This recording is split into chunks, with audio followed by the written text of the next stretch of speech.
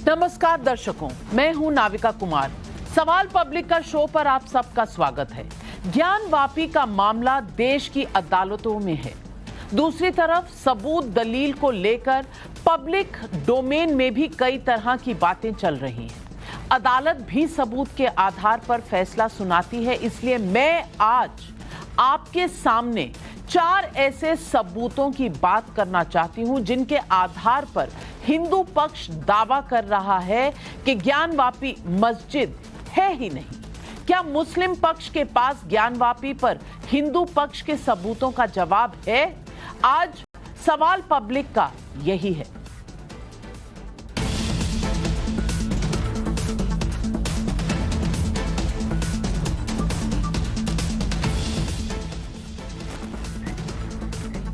Supreme court के आदेश के बाद आज वाराणसी के डिस्ट्रिक्ट जज अजय कृष्ण विश्वेश की अदालत में सुनवाई हुई थी। 45 मिनट की सुनवाई के बाद कोर्ट ने कल तक के लिए फैसला सुरक्षित रख लिया है।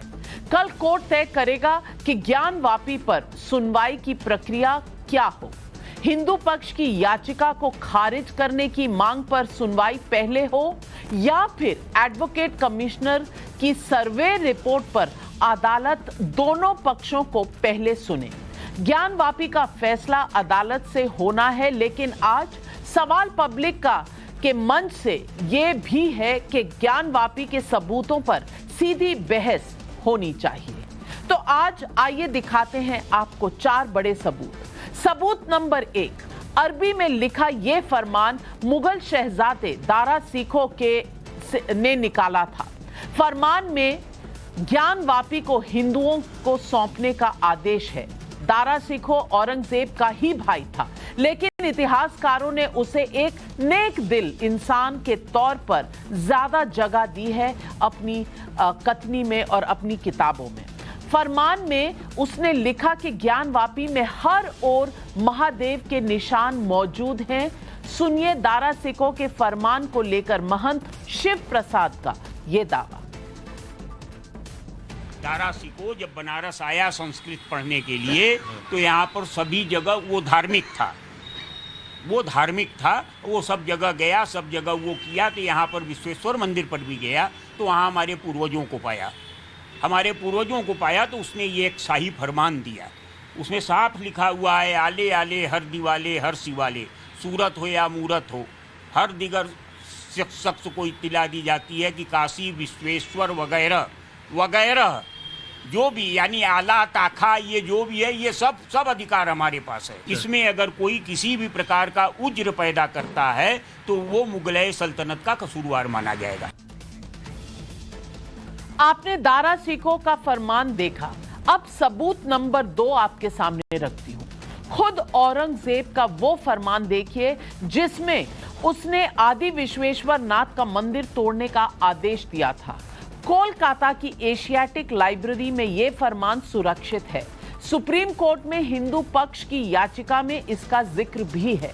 औरंगजेब के समय के इतिहासकार साकी मुस्तैद खां की किताब मसीद आलमगीरी में भी मंदिर तोड़ने का जिक्र है। आपने 2 हिस्टोरिकल फैक्ट्स देखे। तीसरा सबूत औरंगजेब के समय से पहले का है। सन 1630 के दशक में ब्रिटिश यात्री पीटर मुंडी ने अपनी वाराणसी यात्रा पर एक किताब लिखी थी। आज जहां ज्ञानवापी मस्जिद होने का दावा मुस्लिम पक्ष करता है, वहां पर पीटर मुंडी को आदि विश्वेश्वर नाथ का मंदिर मिला था। उसकी किताब में श्रृंगार गौरी और गणेश के साथ साथ नंदी का भी जिक्र है। इस किताब में हिंदू पक्ष ज्ञानवापी पर जो चौथा बड़ा सबूत सामने रखता है, वो है 1937 में आया वाराणसी कोर्ट का ये फैसला। फैसले में जज ने लिखा था, ज्ञानकूप के उत्तर में ही भगवान विश्वनाथ का मंदिर है, क्योंकि कोई दूसरा ज्ञानवापी कूप बनारस में है ही नहीं। जज ने यह भी लिखा है कि एक ही विश्वनाथ मंदिर है और वो ज्ञानवापी परिसर के अंदर ही है। सुप्रीम कोर्ट में दाखिल हिंदू पक्ष की स्पेशल लीव पिटीशन में इस फैसले को दलील बनाकर कहा गया कि 1947 तक ज्ञानवापी का धार्मिक स्वरूप हिंदू पूजा स्थल के तौर पर बना रहा था। तो आज सवाल पब्लिक का जो उठता है वो ये है कि क्या वाराणसी कोर्ट ज्ञानवापी में हुए सर्वे और दीवार तोड़ने की मांग को स्वीकार करेगा? सवाल नंबर 2, क्या ज्ञानवापी पर हिंदू पक्ष के सबूतों को नकारना संभव है? सवाल नंबर 3, ज्ञानवापी पर पूजा स्थल कानून को बाधा पार कर पाएगा हिंदू पक्ष? और सबसे बड़ा सवाल जो है आज का वो है सवाल नंबर 4, क्या सचमुच ज्ञानवापी मस्जिद है ही नहीं? यही है आज सवाल पब्लिक का, और इन सवालों के जवाब देने के लिए हमारे साथ जुड़ रहे हैं गौरव भाटिया, प्रवक्ता है बीजेपी के, प्रफुल्ल केतकर, एडिटर ऑर्गेनाइजर के, थोड़ी देर में हमारे साथ जुड़ेंगे, वारिस पठान, प्रवक्ता है AIMIM के, शोएब जमाई, अध्यक्ष इंडियन मुस्लिम फाउंडेशन के, हमारे साथ थोड़ी देर में जुड़ेंगे, और विष्णु जैन, वकील हिंदू पक्ष के। सबसे पहले मैं आपसे पूछना चाहती हूं वारिस पठान साहब, 4 पुख्ता सबूत है, इसमें सुप्रीम कोर्ट का जजमेंट भी शामिल है 1937 का। मैं पूछना चाहती हूं कि ये मंदिर था, इसमें कहीं दो राय है ही नहीं, ये इतिहासकारों ने भी लिखा है, और ये सबूत के तौर पर जितने सबूत मांगे मिल जाएगा। अब मैं पूछना चाहती हूं कि क्या ये मुस्लिम पक्ष की जिद है कि इसको सबूतों की आग से अग्नि परीक्षा देकर गुजरना पड़ेगा, या फिर आपकी दलील ये है कि क्योंकि यहां मस्जिद है तो ये मस्जिद बना रहेगा, इस पर आप कोई समझौता करने को तैयार नहीं?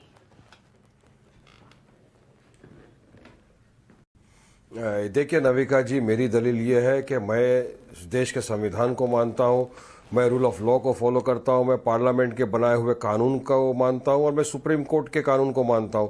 अब पार्लियामेंट ने जब इनेक्ट किया था 1991 प्लेसेस ऑफ वर्शिप एक्ट, उस वक्त भी ये बात निकली थी। उमा भारती उस वक्त की जो सांसद थी, उन्होंने पार्लियामेंट के अंदर डिबेट में ये ज्ञानवापी का जिक्र किया था।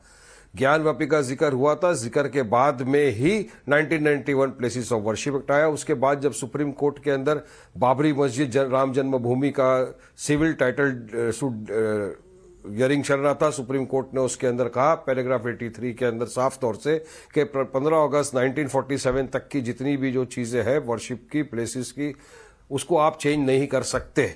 तो मेरा मानना है कि सुप्रीम कोर्ट ने सारी चीजों का संज्ञान लेते हुए ये कहा था, उसमें ज्ञानवापी भी आ गया। तो अभी इस तरह की याचिकाएं डालना ये असंवैधानिक है, ये प्लेसेस ऑफ वर्शिप एक्ट का उल्लंघन है, सुप्रीम कोर्ट का उल्लंघन। आप किसी भी मस्जिद का, वर्शिप प्लेस का नेचर और कैरेक्टर को चेंज नहीं कर सकते, ये साफ तौर से वो दर्शाता है। और अब ऑर्डर दिया है सुप्रीम कोर्ट ने कि 8 हफ्ते के अंदर पठान जी, आपके 60 सेकंड हुए समाप्त। और वारिस पठान जी, नहीं, आप कह रहे हैं ये गैर संवैधानिक है। मैं आपको बता दूं कि पिछली बार जब इस मामले को सुप्रीम कोर्ट ने सुना तो उन्होंने सीधा कह दिया कि सर्वे करने पर कोई रोक नहीं है। तो आप गैर संवैधानिक याचिका को जो मान रहे हैं, उस याचिका को गैर संवैधानिक तो सुप्रीम कोर्ट ने भी नहीं माना। तो गौरव भाटिया, ये ऐसी कौन सी बात है जिसकी वजह से वारिस पठान जी ये मानने को तैयार ही नहीं है कि ये मामला 1991 के वर्शिप एक्ट के तहत आ ही नहीं रहा, क्योंकि अभी तो सिर्फ सर्वे की बात चल रही?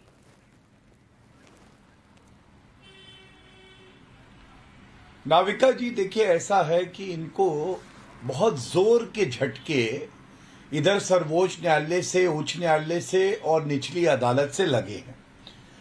आप याद करिए नाविका जी, पहला झटका इनको लगा जब इन्होंने कहा कि वो सूट जो है उस पर रोक लगा दी जाए। लगी नहीं, क्योंकि न्यायालय को नहीं लगा कि रोक लगनी चाहिए। दूसरा, इन्होंने कहा कोई सर्वे ना हो। सर्वे क्यों ना हो? क्योंकि ये जानते हैं जब सर्वे होगा तो सच्चाई बाहर आएगी, शिवलिंग दिखेगा, तो फिर पता चलेगा कि ये लोग कई शताब्दियों से शिवलिंग के सामने सर झुका रहे थे, तो बड़ी फजीहत होगी। न्यायालय ने कहा नहीं सर्वे होगा। ये उच्च न्यायालय गए, उच्च न्यायालय ने भी इनकी बात नहीं मानी, और सर्वोच्च न्यायालय ने तो जो आदेश दिया ये तो इनकी आंखें खोल देना चाहिए। सर्वोच्च न्यायालय ने आदेश में कहा कि शिवलिंग जहां पाया गया है उस स्थान को सुरक्षित कर दो। अभी मैंने अगर सही सुना तो वारिस पठान, जो कि एक लॉयर भी हैं असदुद्दीन ओवैसी की तरह, ये कह रहे थे मैं संविधान को मानता हूं। 10 सेकंड और लूंगा मैं। अगर ये संविधान और न्यायालय को मानते हैं तो इन्हीं का ट्वीट है नाविका जी मेरे हाथ में। इन्होंने कहा कि हमने बाबरी मस्जिद को खोया है लेकिन ज्ञानवापी मस्जिद हरगिज नहीं खोएंगे। तो न्यायालय से ऊपर वारिस भैया आप हो क्या? या ब्रीफलेस बैरिस्टर ओवैसी जो कोर्ट में कभी दिखाई नहीं देते वो न्यायालय से ऊपर है? ये मैं जानना चाहता हूं। संविधान को मानते हैं लेकिन ट्वीट करते हैं खोएंगे नहीं, मतलब धमका रहे सर्वोच्च न्यायालय को। चलिए विष्णु जैन जी के पास जाने से पहले वारिस पठान जवाब दीजिए। मानते हुए ही कहा हूं, 10 सेकंड में मैं अपनी बात रख दूं। संविधान को मानता हूं, इसीलिए कहता हूं कि इसी संविधान ने मुझे फ्रीडम ऑफ एक्सप्रेशन का अधिकार दिया है। ये मेरा फ्रीडम ऑफ एक्सप्रेशन है। आप मेरे इस अधिकार को कैसा छीन सकते हैं? चलिए बताइए। और सुप्रीम कोर्ट ने तो ये भी ऑर्डर में कहा है ना कि वहाँ नहीं, मैं पूछ रहा हूँ, नमाज पढ़ सकते हैं। सुप्रीम कोर्ट का सुनिए सुप्रीम कोर्ट ने ऑर्डर में ये भी कहा है कि वारिस भैया अभी अच्छी बात तो नहीं है, अच्छी बात। क्या करेंगे? सुप्रीम कोर्ट ने ऑर्डर में ये भी कहा है तलवार चलाएंगे। औरंगजेब एक सुप्रीम कोर्ट ने ये कहा, गौरव भाटिया जी, वहाँ पे गौरव भाटिया जी, आप वारिस पठान को बोलने दीजिए, उसके बाद आप जो बोलना चाहेंगे मैं समय दूंगी आपको। पर इस वक्त आपने चुनौती दी है, वारिस पठान जी रिप्लाई दे रहे हैं।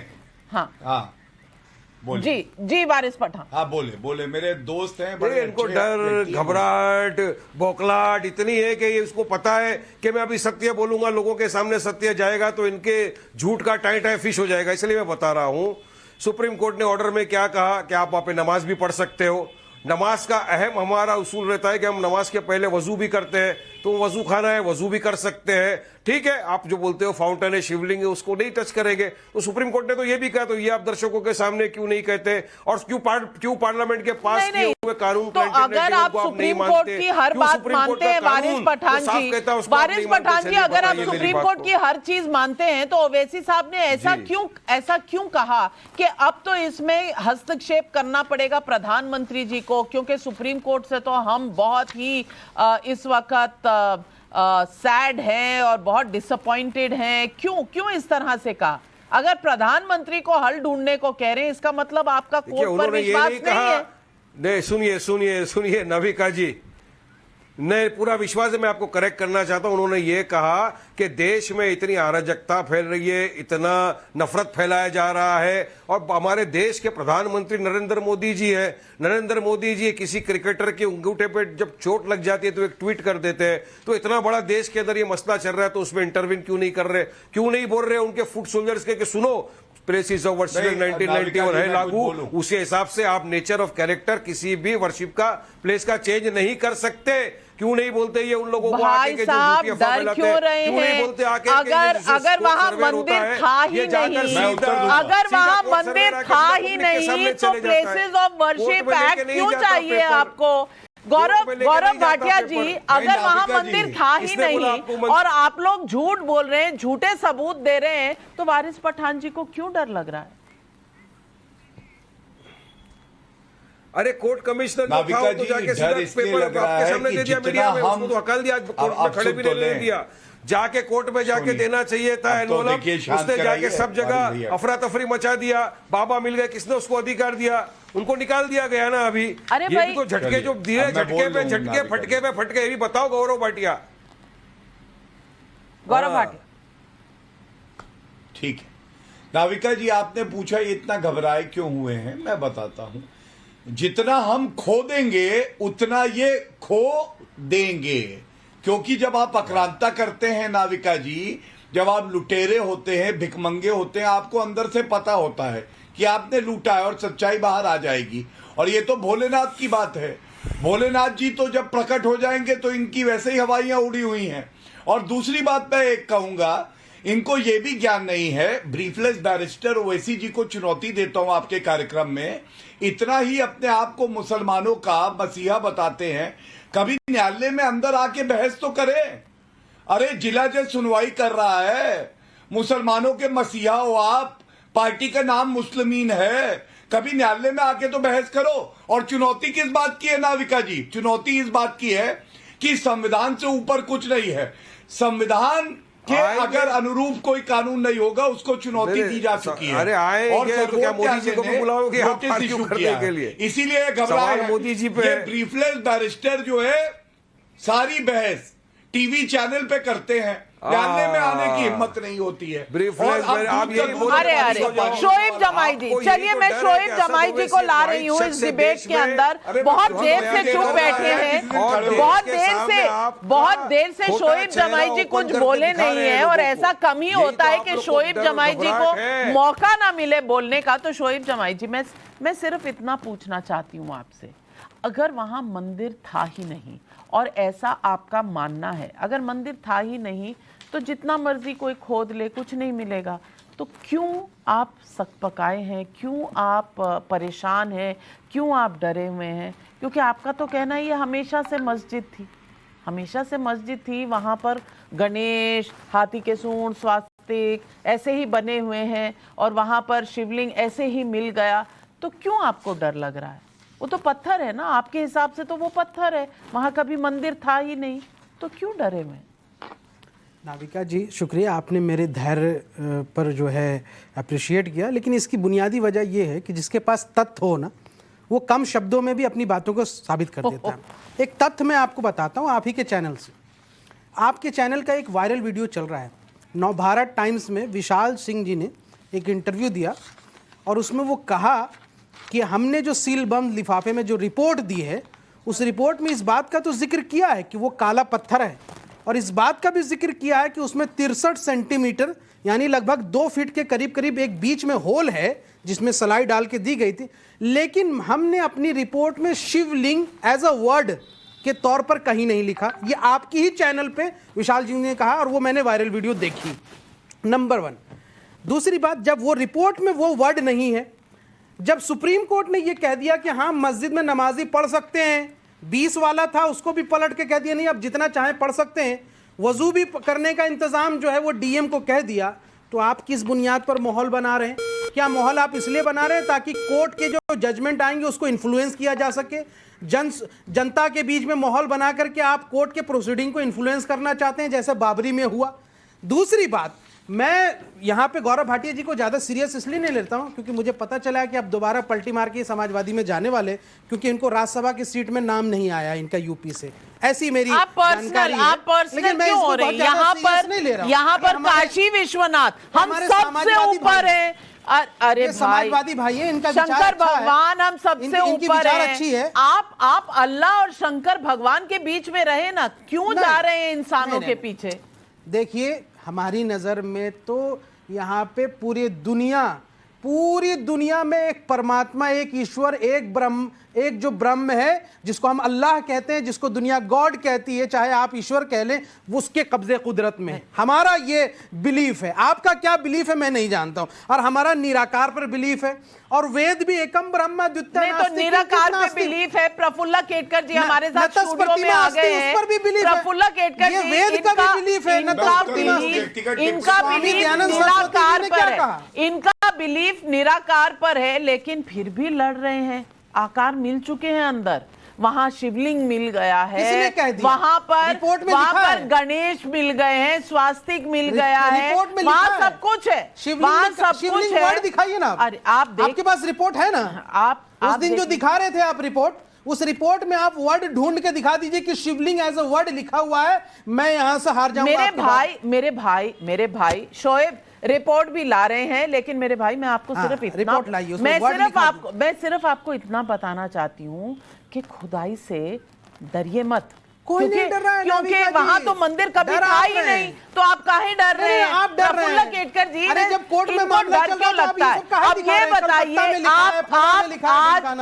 आज सवाल पब्लिक का ये है कि भाई शोएब जमाई को डर क्यों लगता है? डर क्यों लगता है बताऊं? बाबा साहब अम्बेडकर का एक स्टेटमेंट है। बाबा साहब अम्बेडकर ने लिखा है, this Muslim invasions were not undertaken merely out of lust for loot और conquest, there was another object behind them. Right from the expedition against Sindh by Muhammad bin Qasim was of a punitive character. ने मनुस्मृति भी जलाई थी संवाद में, और he writes, I didn't disturb you. Have some manners. Don't behave like Aurangzeb. Don't behave like Aurangzeb. याद दिलाने का समय मिलेगा। But there is no doubt. But there is no doubt there is no doubt that striking a blow at the idolatry and polytheism of Hindus and establishing Islam in India was also one of the aims of this expedition. आइकोनोक्लाज्म की जो मानसिकता है ना, ये कह दे कि निराकार से और साकार से सब जगह एक ही रास्ते पर, एक ही जगह पर पहुंचते हैं। मैं तो वेद से साबित कर रहा हूं, नतस प्रतिमा अस्ति आपके वेद में लिखा है, नतस का मतलब ना, लेकिन साकार को नहीं मानेंगे, साकार को खत्म करेंगे। मानेंगे, आपके वेद ओरिजिनल ग्रंथ है, अरे भैया लिखा हुआ है, हम भी वही मान रहे हैं। तो वेदों के कुछ वेदों के स्वामी दयानंद सरस्वती को पढ़ा है, आप मनुस्मृति को स्वामी दयानंद सरस्वती को पढ़ा है आपने, हमने पढ़ा है। अरे भैया बहुत बड़े हो आप। स्वामी दयानंद सरस्वती ने यही मूर्ति पूजा के खिलाफ गए थे। वो चूहा और लड्डू वाली कहानी तो स्वामी दयानंद औरंगजेब को पढ़े हो, आप आलमगीरी के फरमान को पढ़े हो। फरमान में कितने मंदिर तोड़ने का, फरमान में कितने मंदिर तोड़ने का आदेश था? हाँ, ये देखिए, ये औरंगजेब के फरमान है जो बनारस हिंदू यूनिवर्सिटी के कला भवन में रखी है। हाँ। और बीएचयू में लिखा है। हाँ। कि बीएचयू में ये जो उसने लिखा, औरंगजेब का था फरमान, काशी में मंदिर ना तोड़े। ये बनारस हिंदू यूनिवर्सिटी के अंदर रखी हुई फरमान का ट्रांसलेशन मुझे बताइए ना, मैं आपको बताता हूँ। जामिया अलीगढ़ में नहीं रखी है फरमान का। कुतुबुद्दीन ऐबक से लेकर औरंगजेब तक क्या फरमान था वो पढ़ के सुनाइए। ये फरमान है आपके पास? नहीं, ये बनारस हिंदू यूनिवर्सिटी के कला भवन के अंदर ये रखी हुई है।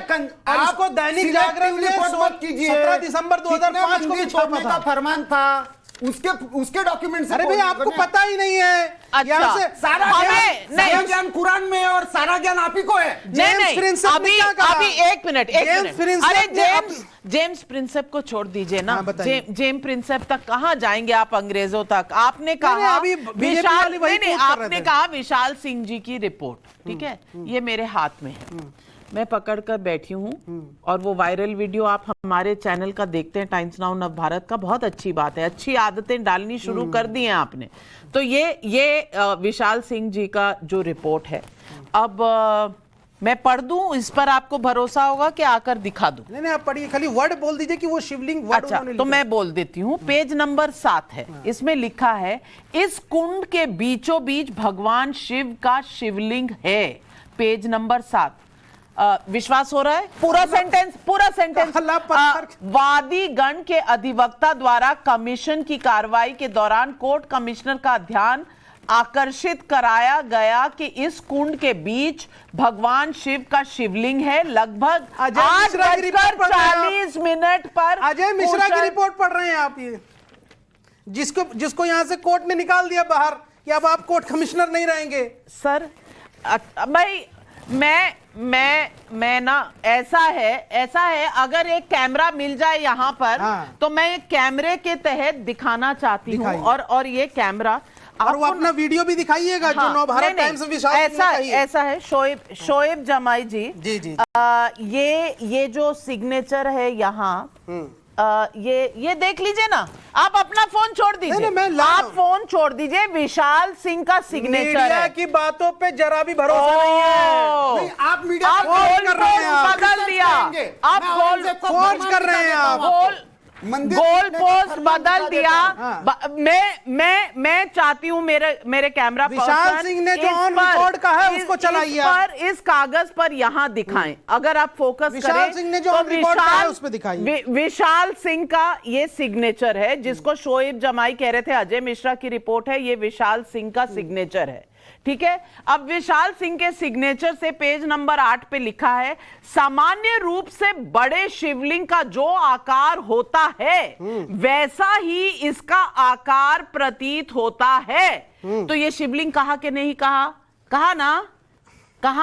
नहीं, अरे कमाल बात करते हैं। आकार प्रतीत होता है, काले पत्थर का जिक्र है, लेकिन वो आपके लिए तो काला पत्थर ही है, और आपके लिए अक्षर भी काला अक्षर ही है, भैंस बराबर। अभी देखिए, क्योंकि आपको पढ़ना नहीं आ रहा। लेकिन अब मैं आप इसको भी जरा जूम कीजिए। ये नवभारत टाइम्स है, सुनिए, टाइम्स नाउ नव भारत, ठीक है, टाइम्स नाउ नव भारत आप ही की चैनल है ना, सिस्टर। देखिए, नवभारत टाइम्स लिखा, हमने अपनी रिपोर्ट में शिवलिंग मिलने की बात नहीं लिखी, ज्ञानवापी सर्वे पर विशाल सिंह का बड़ा खुलासा। ये किसका है भाई साहब? ये देख लीजिए नवभारत टाइम्स, जरा इसको जूम कीजिए ना, आप साकार को जरा क्यों नहीं इसको मानते? जूम साकार कीजिए। मानने वालों की हत्या नहीं, क्यों करते छोड़िए, बताइए? जरा जूम कीजिए साकार प्लीज। को मानते हैं या नहीं मानते? आप क्यों कवर फायर दे रहे हैं? कवर फायर नहीं बोला, मैंने तो सवाल पूछा आपको। अभी उन्होंने मुझसे मैच खेलने से है ना, निराकार को मानने वाले को जिंदा रहने देंगे, भैया और मार डालेंगे। प्लीज ये क्यों है? थोड़ा सा जूम कीजिए। आप किसी सुनिए, ये देखिए, ये नवभारत आप टाइम्स किसी लेख पर जा रहे हैं। नहीं, कोई मेरे लेख हाथ नहीं है। में ओरिजिनल रिपोर्ट है। नवभारत टाइम्स में ये खबर छपी है अभी कि आपने हमने कहा, अपनी आप- रिपोर्ट आपने अभी कहा में मीडिया रिपोर्ट पर शिवलिंग विश्वास मिलने मत कीजिए। की बात अरे नहीं भैया, लिखी। अभी आपने कहा ना अरे मीडिया भाई, रिपोर्ट मत क्यों दिखाइए। बेगानी शादी में अब्दुल्ला दीवाना अरे बन रहे हैं? बेगानी मैं शादी नाविका क्या है? जी से नहीं, बात नहीं, कर रहा हूं। बेगानी शादी क्या है? मैं नाविका जी से बात कर रहा हूँ। ये महादेव देखिए, उनके हम तो भाई महादेव आगे की तो शादी है में नहीं। ये शोएब जमाई की रिपोर्ट नहीं चलिए, है, बैठ जाइए। ये नवभारत टाइम्स की है। शोएब जमाई जी, हमने अपनी रिपोर्ट में शिवलिंग मिलने का जिक्र नहीं किया, विशाल सिंह ने किया बड़ा खुलासा। नवभारत टाइम्स, अब बता दीजिए। पानी का ग्लास शोएब जमाई के पास, ठीक है? अरे कभी तो एक्सेप्ट कर लीजिए नहीं, आप आप थोड़ा। तो ये रिपोर्ट नहीं एक्सेप्ट करेंगे कर नहीं हमसे। रहे, इसी वजह से सारी समस्या है। कितने मंदिर टूटे हुए एक्सेप्ट कर लीजिए, उस दिन सारी समस्या खत्म हो जाएगी। प्रफुल्ला जी, ये रिपोर्ट में जो लिखा, ये कहते हैं कहीं शिवलिंग नहीं लिखा, और अभी तो कोर्ट का फैसला नहीं आया है, लेकिन ये चैलेंज गलत बात पे करते हैं। इनको डर किस बात का है? डर किस बात का है? क्या है कि ये मानसिकता जो एक्सपोज हो रही है ना, ये डेमोलिशन का विषय नहीं है, ये डिस्ट्रक्शन का विषय नहीं है। इनको हिस्ट्री डिगिंग से प्रॉब्लम इसलिए है कि अभी तक इनको एक लेफ्ट लिबरल कवर मिलता रहा कि इनकी हिपोक्रेसी को कवर अप करने के लिए जो आइकोनोक्लाज्म की आइडियोलॉजी थी, जो मूर्तियां तोड़ना, मैं निराकार को ही मानता हूं, पूरी दुनिया को इसी रास्ते पर तलवार के आधार पर या और किसी आधार पर लाके रहूंगा। ये मानसिकता जो है ना, इस मानसिकता ने, और इस मानसिकता का प्रतीक औरंगजेब है। उस औरंगजेब को अभी भी अपना पूर्वज मानते हैं, अभी भी मानते हैं कि वो ग्रेट किंग था। और ये मानसिकता जब एक्सपोज होने लगती है और जब मंदिर तोड़े गए, ये सभी साबित होने लगता है, ज्यादा खुदाई मत कीजिए, वरना खुदाई में ये भी पता चल जाएगी कि परवेज से प्रफुल्ल कैसे बने। इनको तो खुदा से भी डर नहीं है कि औरंगजेब को कैसे बने वो भी पता चल जाएगा। आप कम से कम अपना जो लैक ऑफ नॉलेज है वो मत डिस्प्ले कीजिए। हिंदू धर्म जो है ना, वो इतना पुराना है कि आदम तक चले जाइए। हाँ, आदम तो बहुत चलिए, पब्लिक के सवाल सुनने का समय आ गया है। चंडीगढ़ से मनोज रावत का सवाल है, क्या एक मिनट, वेद को कोट करना पड़ता है निराकार को प्रूव करने के लिए, और पूरी दुनिया को एक ही ब्रदरहुड में बांधना चाहते हो जबरदस्ती तलवार की नोक पर। भाई चंडीगढ़, हम शिव को मानते हैं और शिव के रास्ते शिव के रास्ते से ही अल्लाह तक पहुंच सकते हैं।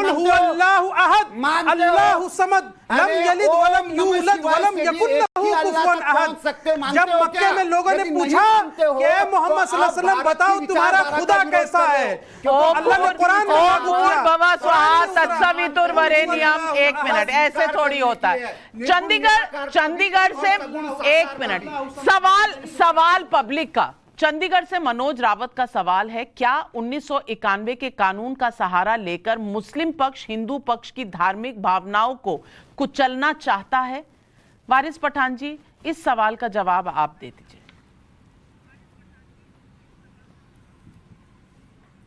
जी, क्या आपने क्या सवाल जरा रिपीट कर। मनोज रावत पूछ रहे हैं कि बार बार 1991 का जो आप लॉ कोट करते हैं, इससे आप क्या हिंदुओं की भावनाओं को कुचलना चाहते हैं?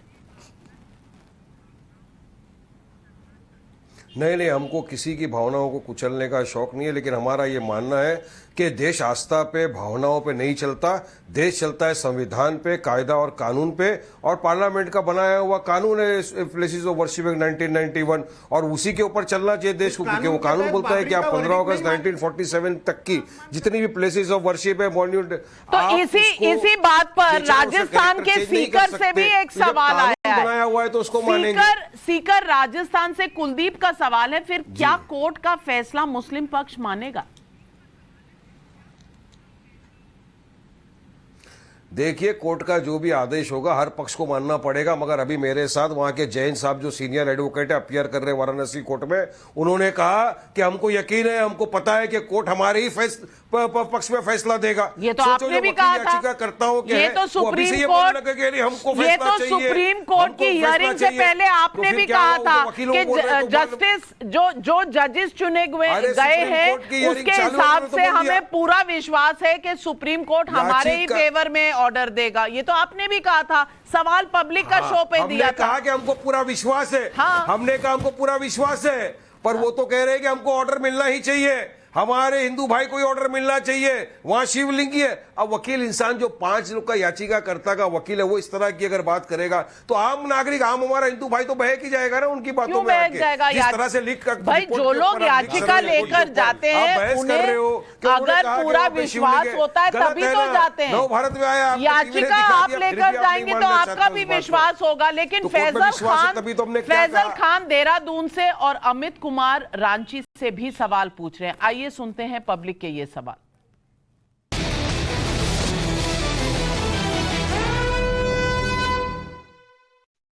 सवाल यह है कि ज्ञानवापी केस में सुप्रीम कोर्ट ने कहा था कि भारत में पूजा स्थलों का हाइब्रिड कैरेक्टर हो सकता है। हिंदू चिन्हों से ज्ञानवापी को हिंदू बताने वालों के पास इसका क्या जवाब है? ज्ञानवापी पर हिंदुओं कब तक दबाएगा? हिंदू तो अंग्रेजों के समय से इसके लिए लड़ाई लड़ रहे हैं। गौरव भाटिया जी, आप जवाब दीजिए खान साहब का जो पूछ रहे थे कि सिर्फ सिंबल मिलना क्या ये अप्रूव करता है कि ये मस्जिद ही है, इसमें मतलब कोई डाउट नहीं है? नाविका जी, मैंने बड़े ध्यान से अभी तक का कार्यक्रम सुना। अब एक एक करके मैं कुछ बातें कहूंगा और दर्शक की बात का भी उसके बाद उत्तर दूंगा। कुछ लोग यहाँ पे विशेषज्ञ हैं, घर वापसी करवाते हैं। मुझे खबर ये आई है कि मस्जिद के बाहर की जो दुकानें हैं उसकी लॉटरी हुई थी और कुछ लोगों की वो लॉटरी में दुकानें नहीं आई, तो वो घर वापसी करके अब हिंदू बनने जा रहे हैं। वो कौन व्यक्ति हैं वो जनता समझ जाएगी। दूसरी बात, जहां तक ये हो रही है कि ये डरे क्यों हुए, नाविका जी, विचित्र बात है। जो लोग कहते थे हम केवल खुदा से डरते हैं, हम केवल खुदा से डरते हैं, आज वो खुदाई से डरने लगे हैं। और खुदाई से क्यों डर रहे हैं मैं आपको बताता हूं। देखिए, आपत्तिजनक क्या है, बकरी और इंसान के बीच का फर्क ये लोग नहीं बता सकते। हम जिसको पवित्र शिवलिंग कहते हैं उसको फव्वारा बता रहे हैं। आपको अच्छा लगेगा कि अगर हम मक्का मदीना के लिए कुछ अपशब्द कहेंगे नहीं। उसकी वजह पता है क्या है? मक्का मदीना भारत का हिस्सा नहीं है, लेकिन आप लोग भारत के हिस्सा हैं, हमारे भाई हैं। आप लोग की आस्था मक्का मदीना में है, इसलिए हम लोग गलत शब्दों का प्रयोग नहीं करेंगे वारिद भाई। तीसरी बात, जूम खेला जा रहा था, ये जूम खेलते हैं। देखिए, आपका कैमरामैन जूम करेगा। प्रयोग हुआ है, अगर मैं केस फाइल करने चले जाऊंगा तो हजारों की संख्या में लोग जेल पे चले जाएंगे। इस तरह की अपशब्द भाषाओं का इस्तेमाल किया गया है। एक मिनट वारिद भाई, एक मिनट वारिद भाई, एक मिनट मैं अपनी बात करूंगा, उसके बाद आप बोलिएगा। देखिए, ये जूम करिए, ये नीचे लिखा है शोएब जमाई। क्या कह रहे हैं? हमने एक मस्जिद खोई है, दूसरी नहीं खोएंगे। आप मुझे ये बताइए कि शोएब जमाई कैसे जानते हैं कि ये दूसरी नहीं खोएंगे? सर्वोच्च न्यायालय अगर कह देगा तो क्या आप मस्जिद नहीं खोएंगे? खोनी पड़ेगी, क्योंकि सर्वोच्च न्यायालय तय करेगा कि क्या होगा। और दूसरी बात मैं ये बता दूं कि यही शोएब जमाई का एक और ट्वीट है। देखिए नाविका जी, इन लोगों का दोहरा चरित्र, इनसे हमें चर्चा करनी पड़ती है। बहुत खोद रहे हैं। उन्होंने कहा ये अयोध्या का फैसला है, ट्वीट खोद रहे हैं। हाँ, अयोध्या का फैसला देखिए, ये पकड़ के बैठे, पढ़ा नहीं होगा। बीच में मत बोलिए, नहीं, अरे पढ़ा नहीं होगा, बीच वाली बात कर रहे हैं। लिखा क्या है, कैसे मुल्क का। अच्छा सुनिए ना, राज्यसभा वाले में आपका नाम नहीं आया है लिस्ट में। एक्सपोज करूंगा। कब जा रहे हैं, सपा कब ज्वाइन कर रहे हैं वापस? सुनिए ना सौरभ, गौरव भाई, इस बात का ज्ञान वापी से क्या लेना देना? गौरव भाई, नहीं, पर्सनल बात कर रहे हैं। पर्सनल बातें मैं आपको फोन नंबर दे दूंगी, आप पर्सनल बातें फोन पर कर लीजिएगा। ये पर्सनल बातों का की जगह नहीं है। करेंगे आप? नहीं, ये पर्सनल। अरे बोल दीजिए, उन्होंने कहा आपसे परमिशन थोड़ी लेंगे। अगर ज्वाइन करनी होगी खुद कर लेंगे। आपको क्या है, आपको इतनी चिंता है?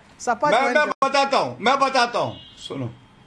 सुनिए, बड़ा अफसोस। नहीं बहुत राज्यसभा आग नहीं लगी जा हुई है, सके मैं इनकी आप। आग को ठंडा करता हूं। सुनो शोएब जमाई, सुनो सुनो शोएब जमाई, गौरव भाटिया उस आदमी का नाम है जो अखिलेश यादव को भी भाजपा ज्वाइन करवा देगा, चिंता ना करना। दूसरी बात, राष्ट्रीय प्रवक्ता होना भाजपा का बड़ी बात है। कुछ भी सांसद होना ऐसी पार्टी का जो कहती है कारपेटों पे गोली चलाएंगे, लानत है। अब मैं आपको अपनी बात राज्यसभा पूरी नहीं करूंगा, भेजेंगे, लिख लो। अब चुप हो जाओ, चुप चुप चुप। मैं लिख के दे रहा हूं, नाविका आपको जी इनको राज्यसभा चुप नहीं करा भेजा दीजिए। जा शोएब रहा। जमाई, सुनिए। क्या ये बहस का मुद्दा सुनिए। है? अरे आपको इतनी चिंता है गौरव भाटिया की, तो आप जाके उनका फ्यूचर देखिए, उनके साथ हल्कापन डिस्कस है। कर लीजिए। लेकिन आप लेकिन सुनिए। सवाल ये है, और वारिस पठान साहब, मैं आपसे पूछना चाहती हूँ, औरंगजेब को आप ऊंचा दिखाना नाविका जी, मैं चाहते अपनी हैं? बात पूरी कर लूं, मुझे 15 सेकंड दीजिए प्लीज। अच्छा, नाविका जी, अच्छा गौरव नाविका जी, भाटिया, मुझे अपनी बात जी, पूरी कर जी, दीजिए जी। Please please. धन्यवाद। दे दो देखिए, मुझे दुख क्या होता है, मैं तो सर्वोच्च न्यायालय का एक सिपा सलार हूं। ये शोएब जमाई का वक्तव्य मैं दर्शकों को बताना चाहता हूं। इन्होंने सर्वोच्च न्यायालय के लिए क्या टिप्पणी करी, कैसे मुल्क का सुप्रीम कोर्ट इंसाफ का गला घोट रहा था और हम कुछ नहीं कर सकते थे। मुझे शर्म आती है कि इनके जैसे औरंगजेब की औलादे यहाँ पे हैं, सर्वोच्च न्यायालय के लिए कहते हैं कि गला घोट रहा था। बहुत बढ़िया। जो सर्वोच्च न्यायालय न्याय गोडसे की करता। औलादे हम नहीं हैं। सुनिए, अब गोडसे के हम धन्यवाद। औलादे नहीं हैं। नहीं औरंगजेब की है। हाँ, सुन लो, औरंगजेब की अरे औलाद। सुन लो, मैं बता दे रहा औरंगजेब की हूँ, औलाद जॉर्ज बोल नहीं वेलिंगटन, पाओगे कि जॉर्ज वेलिंगटन, नहीं नहीं, आप तो अंग्रेजों की औलाद हो, अंग्रेज के खिलाफ बोलते नहीं। सुनो भाई, 23 रुपया का पेंशन हमने, अरे भाई आप क्यों आ रहे, छोड़िए, वहां वर्सेस दूसरा चल रहा है। 23 रुपया का पेंशन, 23 रुपया का पेंशन हम नहीं लेते थे, पेंशनधारी आ गए हैं, अंग्रेजों के खिलाफ कुछ नहीं बोलेंगे। तो बोलेंगे अरे इस देश को अंग्रेजों ने जितना लूटा है किसी ने नहीं लूटा। $3 इकोनॉमी, $3 ट्रिलियन जो है लूट के लेगा। कभी अंग्रेजों के खिलाफ आपने बोला? यही अंग्रेज लिखता है कि औरंगजेब ने ईस्ट इंडिया कंपनी के ऑफिसर्स को माफी मंगवाई है, हाथ तोड़वा करके औरंगजेब ने मंगवाई 1683 में। पता है आपको कुछ इतिहास? कुछ इतिहास पता है? यही औरंगजेब ने धूल चटाई ईस्ट इंडिया कंपनी को। इस्लाम को कायम अरे करने के लिए लड़ रहे थे। आपके दादा परदादा अंग्रेज थे क्या? आपके दादा परदादा अंग्रेज थे क्या? डरते हैं क्या? अंग्रेज के खिलाफ बोलिए ना, बोलिए ना, अंग्रेज कितना लूट के ले गया? बोलिए कॉमनवेल्थ के खिलाफ बोलिए। हर कॉमनवेल्थ, अरे आप तो पेंशन ले रहे थे, आप भी ले रहे हैं क्या? आप लेते हैं पेंशन क्या? आप लेते हैं पेंशन क्या? अभी भी पेंशन आता है? 23 रुपया से बढ़ा कि नहीं? कांग्रेस वालों को बोलिए, 23 रुपया से 24 रुपया हुआ कि नहीं? बताइए। औरंगजेब और बाबर को मानते हो? पेंशन लेने वाले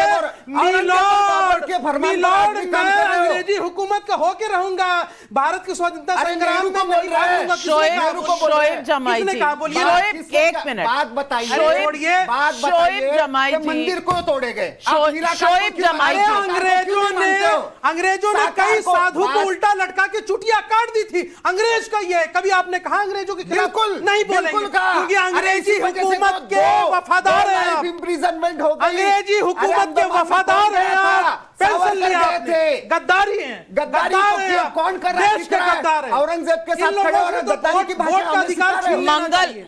मंगल पांडे को जानते हैं? म्यूटिनी ऑफ 1857 जानते हैं? कौन ये था जो मंगल पांडे? मंगल पांडे, अभी गूगल सर्च है, क्या जी? अभी गूगल सर्च है। हाँ बताइए। हाँ, मंगल पांडे बिल्कुल जानते हैं? बिल्कुल जानते हैं उनको। और क्या कहा था? और शोएब को जानते हैं, और शोएब जमाई, बहादुर जफर को जानते हैं? लक्ष्मीबाई को जानते हैं? अरे उनको तो बिठाया। अरे रानी लक्ष्मीबाई ने अपना नेता बहादुर शाह जफर को माना, बनाया। हाँ तो बनाया ना, भारत का था। 1857 की क्रांति पता है आपको? बाबर औरंगजेब को नहीं बनाया। 1857 की क्रांति। आप तो बहादुर शाह जफर किसकी औलाद थी? बहादुर शाह जफर किसकी औलाद थी बताओ? पर आइए, मूल रानी लक्ष्मीबाई, मंगल पांडे, सब ने यहाँ से बहादुर शाह जफर को। शोएब जमाई, प्रफुल्ला जी, मैं एक चीज कहना चाहती हूँ। शोएब जमाई, जब आप अंग्रेजों की बात करते हैं ना, तो आप कम से कम मेरे सामने ये मत कहा करिए कि इस देश में कोई लड़ा नहीं था अंग्रेजों के खिलाफ। मैं उस परिवार, अरे मैं आम आदमियों की बात कर रही हूं। मैं उस परिवार से आती हूं जिन्होंने अंग्रेजों के द्वारा पार्टीशन देखी है, नंगे पैर वेस्ट पंजाब से लेकर यहाँ तक आए थे, समझे आप? हमारे भी और कोलफील्ड जब वहां से आए थे ना हाथ में उनके कोई कपड़ा था, ना रोटी थी, नंगे पैर आए थे यहाँ पर, नंगे पैर आए थे यहाँ पर, क्योंकि हिंदुस्तान को चुना था उन्होंने, भारत माँ को चुना था। लेकिन किसी बीजेपी वाले से पूछ लीजिए, उनके परदादा लड़े थे क्या? भारत माँ की जय कहने में कानून लाना चाहते हो क्या हिंदुओं पर? हमारे ठेकेदार शोएब जमाई जो लोग आए थे ना वहां से, उनको भारत माँ की जय कहने में बिल्कुल भी संकोच नहीं होता। आप कह के बताइए भारत माँ की जय, बोलिए। हमारे परदादा बोलिए भारत माँ की जय, बोलिए भारत पहला जो है यहाँ से उन्होंने अंग्रेजों की नौकरी छोड़ दी। भारत माँ की जय, अंग्रेज बोलिए भारत माँ की जय, छोड़िए, बोलिए भारत माँ की के लिए जय। थे, अंग्रेज करने के लिए लड़े थे। आप बजरंग दल की तरह प्लीज डोंट बिहेव लाइक अ बजरंग दल। आज आप Navika don't behave like a Bajrang Dal party. देखिए औरंगजेब का मैं बलिदान किसी करने वाले दल ऐसे होते की, मैं हैं। किसी दल भारत की माता की प्रवक्ता जय नहीं कहने हूं। में भी बजरंग दल लगता है। मैं भारत माता की जय अगर कहना चाह रही हूं तो मैं कहता हूँ नथुराम गोडसे मुर्दाबाद, आप कहिए भारत माता की जय, भारत माता की जय कहिए। औरंगजेब की जय नहीं हो सकती। अरे छोड़िए ना, किसी की जय नहीं। नहीं छोड़िए, नाथुराम गोडसे की जय बोल रहे हैं ना? नहीं, क्या बोल रहे हैं? मुर्दाबाद बोल रहे हैं ना? बोलिए भारत माता की जय, भारत माता की बहुत अच्छा बोलिए। नाथुराम गोडसे को जितने मानने वाले हैं वो सब मुर्दाबाद। क्या बुद्ध और भगवान है? बोलिए हिंदू महासभा मुर्दाबाद बोलिए। मैं क्यों बोलूं? वो प्रज्ञा सिंह मुर्दाबाद ये नहीं बोलेंगे, कौन बोलेगा? ये नहीं बोलेंगे। प्रज्ञा सिंह को मुर्दाबाद बोलिए। इनमें गोडसे को मानती है। एक मिनट, इनमें आप औरंगजेब को क्यों मानते हो? इनमें हिम्मत नहीं है। औरंगजेब का एक गुण बताओ शोएब जमाई, नहीं शोएब जमाई, आप हिंदुओं पर जिजिया लगाने वाला, भारत तोड़ने वाला, मंदिर तोड़ने के आप में हिम्मत नहीं है भारत माँ अब आप की जय सुनिए, कहने हमारे अल्फाज में सुन लीजिए ना भाई। भारत मैं बजरंग दल के अल्फाज में नहीं बोलूंगा, मैं अपने अल्फाज में बोल दूं। आज दो और सवाल हैं पब्लिक के, मैं अपने अल्फाज में बोल देता हूं। नहीं आपके मादिरे वतन, आप में हमारा आप में हिम्मत नहीं है। मादिरे वतन की जय हो। विजेंद्र ठाकुर रायपुर से सवाल पूछ रहे हैं, सौरभ श्रीवास्तव वाराणसी से। आइए सुनते हैं पब्लिक के सवाल।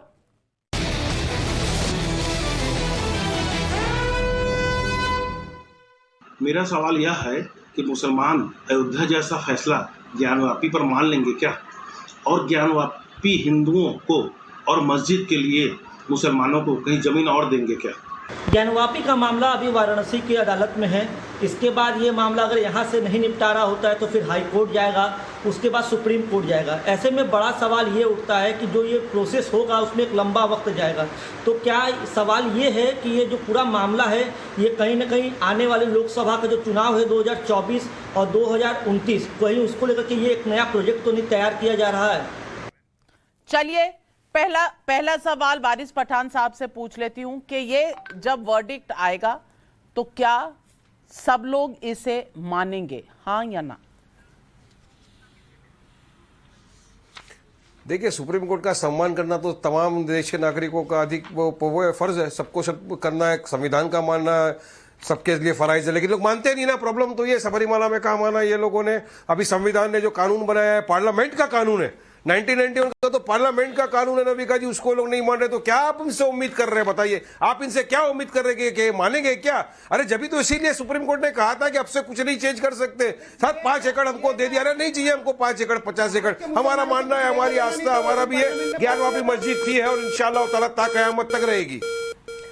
आपका समय समाप्त होता है। गौरव भाटिया, 2024 के लोकसभा इलेक्शन के लिए तैयारी हो रही है, इस मामले को जो तूल दिया जा रहा है। देखिए, हर बात में ये धर्म ले आते हैं, तो मैं भी ये कहूंगा बाबा भोलेनाथ विराजमान हैं, रहेंगे शिवलिंग, और वहां पे मंदिर और बड़ा स्वरूप लेगा। आप रोक सके हो तो रोक लो, इंशाअल्लाह। करते हो ना हर बात पे, तो हम भी कहेंगे भोलेनाथ की जय। सुनिए अब मेरी बात, ये लोग बात करते हैं नाविका जी कि फैसला माना जाएगा कि नहीं। आप मुझे बताइए, राम मंदिर का फैसला आया, ओवैसी जी ने बोला कि वहां पे बाबरी मस्जिद थी और रहेगी, उन्होंने नहीं माना। ये कहते हैं प्लेसेस ऑफ वर्शिप एक्ट माने, तो कानून तो सीए भी है, क्यों नहीं माना? जब ट्रिपल तलाक को अपराध बनाया वो भी कानून है, वो क्यों नहीं माना? तो जो मीठा मीठा चलिए, आज पब्लिक के सवालों को सुना सबने और पब्लिक को शायद जवाब मिल ही गया है। मैं अपना नजरिया इस पूरे मुद्दे पर बताना चाहती हूं। संस्कृत में कहा गया है सत्यम किम प्रमाणम प्रत्यक्षम किम प्रमाणम, यानी सत्य को किसी सबूत की जरूरत नहीं, जो सामने है उसके लिए कोई सबूत क्यों चाहिए? मैं हूं, यहां शोएब जमाई हैं, इसके लिए कोई सबूत की जरूरत नहीं है। लेकिन मुगलों के समय में तोड़े गए हिंदू धार्मिक स्थलों का सच साबित करने के लिए आज सबूतों की लड़ाई चल रही है। ये लड़ाई हिंदुओं के धार्मिक अधिकार की लड़ाई है, इसलिए इसे सांप्रदायिक कहना हिंदुओं के साथ शायद अन्याय होगा। मुसलमानों को भी इंतजार करना चाहिए। अगर सबूत उनके पक्ष में होंगे तो अदालत दूध का दूध और पानी का पानी जरूर कर देगी। लेकिन सर्वे से डरना क्या ये उचित है? सच जानने की कवायद को गलत ठहराना क्या ये उचित है? यही पब्लिक सवाल पूछती रहेगी। आज दर्शकों, नरेंद्र मोदी के 8 साल इन प्राइम मिनिस्टर ऑफिस होने जा रहे हैं। नरेंद्र मोदी को भारत का प्रधानमंत्री बने इन 8 सालों में क्या क्या हुआ, अलग अलग मोर्चों पर पीएम मोदी के कई अचीवमेंट्स रहे हैं। कोरोना महामारी जैसे चुनौतियां में भी उन्हें देश को मजबूत बनाए रखा। प्रधानमंत्री मोदी हर हालात में देश को आगे रखने का जज्बा बनाए रखते हैं। इसके पीछे उनका बैकग्राउंड है। गुजरात के मुख्यमंत्री के तौर पर एक लंबा अनुभव आज पीएम पद की जिम्मेदारियों को निभाने में उनके काम आ रहा है। मैं आज से उनके कुछ पुराने इंटरव्यू जो मैंने स्वयं लिए हैं उसकी एक सीरीज शुरू कर रही हूं। आज सितंबर 2011 का उनका तब का इंटरव्यू दिखाना चाहती हूं, जब उन्होंने सद्भावना मिशन के तहत उपवास रखा था। I'm joined by Mr. Narendra Modi. Mr. Modi, it's been a high-profile event. The objective behind this event, the timing of it is what everybody is asking. Why now? कि गुजरात की चर्चा डेवलपमेंट को लेकर के हो रही है, गुड गवर्नेंस को लेकर के हो रही है, लेकिन हिंदुस्तान में एक प्रमुख समस्या है कि हम डेवलपमेंट को टुकड़ों में सोचते हैं, टुकड़ों में करते हैं, वोट बैंक की राजनीति के तहत करते हैं, अपीजमेंट से करते हैं। क्या देश को एक ऐसे मॉडल को हम दे सकते हैं कि जिसमें appeasement to none, justice to all, सबका साथ, सबका विकास, people's participation, development as a mass movement, क्या इन चीजों को लाया जा सकता है? क्या एक्सपीरियंस से मैं कहता हूं कि गुजरात ने किया है। अब समय की मांग है कि हमें देश के सामने ये भी लोगों को समझाना होगा कि हम सबको साथ लेकर के सबके विकास की दिशा में आगे बढ़ सकते हैं, और Gujarat experience is a model. अगर ये करना है तो मुझे उसको एक विशिष्ट ढंग से दुनिया के सामने लाना पड़ेगा। दूसरी बात, अभी अभी सुप्रीम कोर्ट का जजमेंट आया है। लोगों को गुजरात को बदनाम करने के ढेर सारे मौके ढूंढते रहते थे, अब इसको स्टॉप लगा है। तो आवश्यक है कि लोगों को सही दिशा में ले जाना, और ये सही अवसर है। और इससे बाद आगे मैं इस विषय को गांव-गांव तक ले जाने वाला हूं। उसके तरीके क्या होंगे वो सरकार तय करेगी, क्योंकि सरकार का कार्यक्रम है, और उसको आगे बढ़ाएंगे। मोदी जी, आपने कहा कि एक सुप्रीम कोर्ट का जो वर्डिक्ट आया, that is an important watershed as far as Narendra Modi is concerned, because there was a perception of Narendra Modi, the political persona, which never allowed you to come out of the 2002 shadow. Is that something that weighs very heavily on your mind, and is the Sadbhavna mission also your message to people that that's the past? नहीं, मेरे लिए वो issue नहीं है, कभी भी issue नहीं है, और न ही कोई मुझे बोझ रखने का कारण था, क्योंकि हमें लगता है कि आगे जाना चाहिए, आगे का सोचना चाहिए, और हमने 2002 से ही आगे का ही सोचा है, आगे का ही किया है, और उसी का तो कारण है इसी सालों में 2002 के बाद ही गुजरात में इतना इन्वेस्टमेंट आया, गुजरात में इतना एग्रीकल्चर डेवलपमेंट हुआ, गुजरात में इतना लोगों को रोजगार मिले। तो कोई 2002 के कारण गुजरात ठहर गया या गुजरात का विकास अटक गया था, ऐसा नहीं है। और दूसरी बात है, हमारे देश में कोई किसी चीज का अध्ययन नहीं करता है। कहीं पर भी किसी पुलिस थाने में इस मुख्यमंत्री के खिलाफ कोई एक भी एफआईआर है क्या? कुछ नहीं है। ये हाइप क्रिएट हुई, उसकी चर्चा चलती चली जा रही है। ये मेरे लिए भी एक फ्लैशबैक की तरह है। ये इंटरव्यू 2011, आज 11 सालों बाद आपके साथ, दर्शकों के साथ साझा कर रही हूँ। मैं तब पॉलिटिकल एडिटर थी। सद्भावना की अनाउंसमेंट हुई थी कि इस तरह से मोदी जी 3 दिन का उपवास का कार्यक्रम कर रहे हैं, जिसमें वो सब लोगों से मिलेंगे। मैं भी वहाँ पहुँची, मैं भी कवर करने गई थी सद्भावना का ये जो पूरा उनका उपवास था, जिसके तहत वो बहुत लोगों से मिले थे। और उस समय कोई ऐसा इंटरव्यू फिक्स नहीं हुआ था। अगर आप देखेंगे तो मैं एक छोटी सी कुर्सी पर बैठी हुई थी, उनसे बात कर रही थी। लेकिन इसके पहले की जो कहानी है बड़ी दिलचस्प है।